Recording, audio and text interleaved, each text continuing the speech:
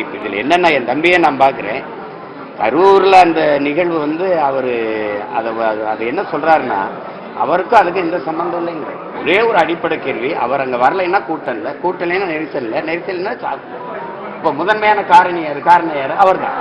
அதனால அவர் என்ன சொல்ல, தெரியாமல் நடந்துருச்சு, அதுக்கு நானும் ஒரு பொறுப்பாயிட்டேன். அதனால நான் என் மக்கள்கிட்ட உள்ள பெரிய மிகுந்த மனத்துயரத்தோடு என் வருத்தத்தை தெரிவிச்சுக்கிறேன்னா அது முடிஞ்சிடும். அதுக்காக அவர் வருந்துறாரு, அந்த அவருக்கு ஒரு குற்ற உணர்வு இருக்காதுல்ல அப்படின்னு இருக்கு. அவர் இல்லை என் மேலே பழிய போட்டீங்க. அப்போ வந்து அது சரியா இல்லை. அது ஏன் அதுக்கு அவருக்கு சம்பந்தம் இல்லைன்றாங்க. கரூரில் மட்டும்தான் மரண நிகழ்ந்துச்சு அப்படிங்கிறாங்க. ஒரு முதல் மாநாட்டிலே 6-5-6 பேருக்கு மேலே இறந்தாங்க.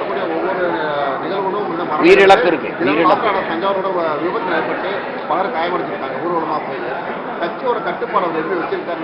அது அது அது சரி பண்ணணும். கட்டுப்பாடா இல்லை. இப்போ நீங்கள் அதிகபட்சமாக கூடுறதுங்கிறது எங்கள் ஆற்றுல எங்கள் அழகர் இறங்குறது தான். 15 லட்சம் பேர் கூடுறோம். ஸோ நெரிசலில் எதுவும் உயிரிழப்பு இல்லை. எங்கள் அழகர் வந்து எனக்கு காவல்துறை சரியான பாதுகாப்பு கொடுக்கலன்னு யார்ட்டையும் புகார் அளிக்கிறது இல்லை. அதனால் அது ஒழுங்கு. அங்கே எல்லாரும் ஒரு பக்தியோடு கூடுறாங்க, ஒரு கண்ணியம் இருக்குது, ஒழுங்கு இருக்குது. இப்போ எங்கள் பிள்ளைகள்லாம் நாங்கள் லட்சக்கணக்காக கூடி கிளம்பி நீங்கள் பார்த்துருக்கீங்க. கொள்கைக்காக கூடுறாங்க. ஒரு கொள்கையோடு கூடும்போது அந்த ஒழுங்கு இருந்துருக்கு, ஒரு நோக்கத்துக்காக கூடுது. அது இல்லை அப்படிங்கும்போது அது ஒரு நெரிசலாயிடும். அதை தவிர்க்கணும். அதுக்கு வந்து பயிற்சி கொடுத்து பிள்ளைகளுக்கு முக்கியமான பொறுப்பாளர்லாம் கூப்பிட்டு பேசி நம்மளை நாமே ஒழுங்கு பண்ணிக்கணும்னு அது கொண்டு வரணும். அது தம்பி இன்னும் அது செய்யணும். போக அது செய்யணும். சரி செஞ்சு நான் வரும்போது எல்லாமே காட்டு செடியாக தான் இருக்குது. அப்புறம் நம்மளை நாமே செதுக்கி வளர்த்துக்கிறது மாதிரி வளர்த்துக்கணும். அது அவர் செய்யணும். இளைஞர்களோட பெண்கள் தான் அதிகம் மோகத்துக்கு திரைத்துறையில் பார்த்தீங்கன்னா, ஒரு பொண்ணு வந்து விஜய்க்கு நான் பொன்னாட்டியோட இது பண்ணிடுறாங்க. ஒரு கல்யாணம் திருமணமான பெண் வந்து என் புருஷனோட விஜய் தான் எனக்கு ரொம்ப பிடிக்க அப்படின்றாங்க. இந்த மாதிரி பேச்சுக்கள்லாம் எந்த அளவுக்கு திரைத்துறையில் வந்து பாதிக்கப்பட்டாங்க? கவனத்து பெண்கள் மீதான இது சராசரி இதையும் தாண்டி கலாச்சாரத்தையும் தாண்டி இருக்குது. ஒரு சீர்கேடு தான். இதுக்கு என்ன செய்யறது? நம்ம அதுக்கு பொறுப்பு நீங்களும் பொறுப்பேற்கணும், நானும் பொறுப்பேற்கணும், இங்கே நம்ம எல்லாரும் பொறுப்பேற்கணும். ஏன்னா சிந்தனை என்பது ஒரு சமூகத்தில் நடக்கணும். அப்போ நம்ம எல்லாரும் தானே அது காரணமாக இருக்கணும். இப்போ அது மாதிரி தான் இருக்குது, அப்படி தான் இருக்குது. அவன் என்ன சொல்கிறான், அதை ரசிய எழுத்தாளன் ஆண்டன் சொக்கேவி, தோற்று போன சமூகம் எப்படி இருக்கும்னா, அதில் அவசியமற்ற செய்திகளே வந்து தலைப்புச் செய்தியாக இருக்கும். அரிதனும் அரிதா எப்போவாவது ஒரு சிந்தனையாளன் வருவான், அவனுக்கு எதிராக 1000 அறிவற்றவர்களை முன்னாடி நிறுத்துவாங்கங்கிறான்.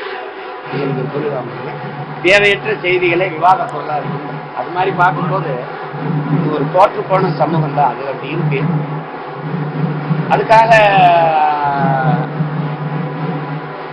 ஒரு சிலர் இப்படி பேசுறதுக்காக ஒட்டுமொத்த நம்ம பெண்களை, நம்ம எவ்வளவு மாண்புமிக்க பெண்கள்லாம் நம்ம கூட இருக்கிறாங்க. அதை பார்த்து நம்ம சற்று ஆறுதல் நல்லது. சமீப காலமா தமிழ்நாட்டில் அரசியல் அறிவு கம்மியா இருக்கிற இளைஞர்கள் அதிகமான மாதிரி ஒரு குற்றச்சாட்டு இருக்கு.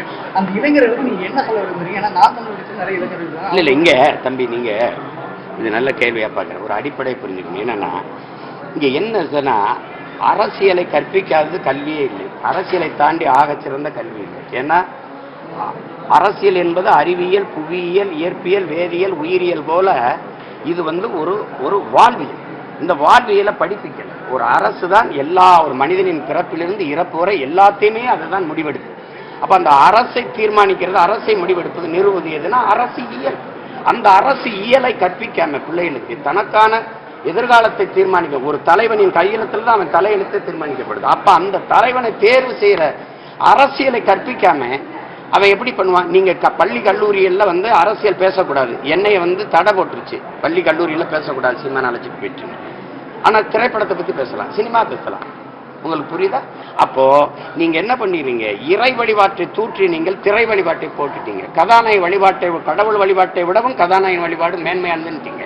அரசு விழாக்கள்ல எல்லாம் அறிஞர்களோ, ஆன்றோர்களோ, சான்றார்களோ, கல்வியாளர்களோ போறதில்லை. திரைப்பட இயக்குனர், திரைப்பட நடிகர், திரைப்பட நடிகை போய் இப்ப கல்வி சிறந்த தமிழ்நாடுல யார் போய் பேசுனது?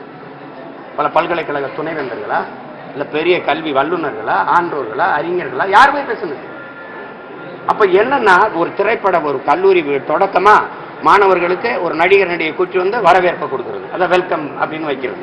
திருப்பி கல்லூரி விழாக்களா அதுல திரைப்பட பாடலையே போட்டு ஆடுறது, அதுதான் உச்சம். அதுதான் அப்படிங்கும்போது சினிமா ஒரு பெரிய மதமா மாறிடுச்சு. இங்க உங்களுக்கு எப்படி கிரிக்கெட் எப்படியோ, எப்படி மதங்கள் எப்படியோ, அது மாதிரி இது ஒரு மதம். அப்ப அந்த மாதிரி கொண்டாந்து நிறுத்தினது யாருன்னா இந்த ஆட்சியாளர்கள் தான். இந்த ஆட்சியாளர் தான். இப்ப என்ன கேரளாவில் திரைப்படம் இல்லையா, ஆந்திராவில் திரையரங்கு பார்த்தீங்கன்னா நாளைக்கு வேணும் இன்னைக்கு ராத்திரியே வந்து சாப்பாடோடு படுத்து கிடப்பாங்க. ஒவ்வொரு திரையரங்க வாசல் இப்போ கூட என் தம்பி சமுத்திரக்கணி சொல்லி பண்ண கிடாயை வெட்டி சாமியை கும்பிட்டு தட்டு திரையரங்குக்குள்ள போவான். அவளை வெறி கொண்டவன் அங்கே ஆள முடியலையே. என்டி ராமாராவ் ஐயா வந்தது ஒரு விபத்து, அது ஒரு தற்செயல். இங்கே ஐயா எம்ஜிஆர் வந்துட்டது ஒரு தற்செயல், அன்னைக்குள்ள காலச்சூழல். ஆனால் இங்கே மாதிரி ஒரு அளவு கடந்த திரைக்கவர்ச்சியில் மூழ்கின நாடு எந்த மாநிலமும் கிடையாது. மேற்கு வங்கத்தில் இல்லையா, மேற்கு வங்கத்தில் இல்லையா, இல்லை மகாராஷ்டிராவில் இல்லையா? அவங்கெல்லாம் ஒரு கட்சியில ஒரு அங்கமா இருப்பாங்க, ஒரு பகுதியா இருப்பாங்க, அப்படிதான் இருப்பாங்க. ஆனா நான் அதிகாரத்தை அழிச்ச உடனே எனக்கு அதிகாரத்தை கொடுத்துருங்க, ஒப்பனை கலைச்ச உடனே என்ன அரியணையில உட்கார வச்சிருங்கிற ஒரு அமைப்பு இருக்குல்ல, இதை நீங்கெல்லாம் தான் பார்க்கணும். படித்தவர்கள், கற்றவர்கள் இதெல்லாம் ரசிக்கிறீங்களா, ஏற்கிறீங்களான்னு பார்க்கணும்.